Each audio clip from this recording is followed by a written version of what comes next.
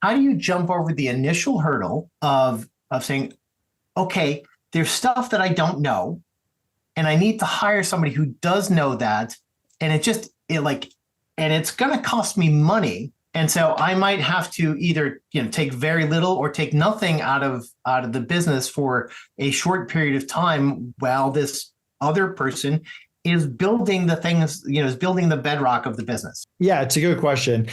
I try to not start businesses if I can't take money out for a long period of time. Now I'm realistic, but if I'm not going to make money for 3 years and I'm just going to put time and effort into it, I just know that most businesses fail. That's kind of the fun for us. I mean, being able to go into an industry that we aren't experts in and bring in those people, but also bring what we know to the table: systems, processes, hiring, marketing, all of that kind of stuff. And that's what we kind of decided to do after FreeUp. Whenever you sell a business, you're kind of in this limbo of what do I do next? And for us, it was like, hey, we could do something that we're familiar with, or we could find big industries and see if we could take our small percentage. And for us, we're doing a lot of market research. Before we started a bookkeeping business, we went out and we talked to entrepreneurs and who do you use for bookkeeping? What do you like? What do you not like? What do you pay? We want to know that you asked me that.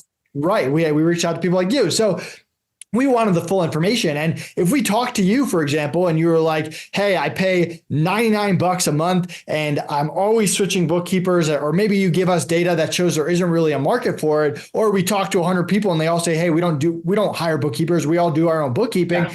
For us, that's like, all right, maybe we don't want to get into that market. That's obviously not what came about. So we're doing a lot of market research as something. And if we think there is a market for something, then it's like, okay, what would it take to actually fulfill that? And for us, it was, we need to hire a controller who's not cheap. She's in the US, and it can't just be her. She needs at least 2 to 3 people just to get our initial client to build stuff out. So that was something that it was like, hey, but what is the potential? Well, the potential is every single online entrepreneur out there needs bookkeeping.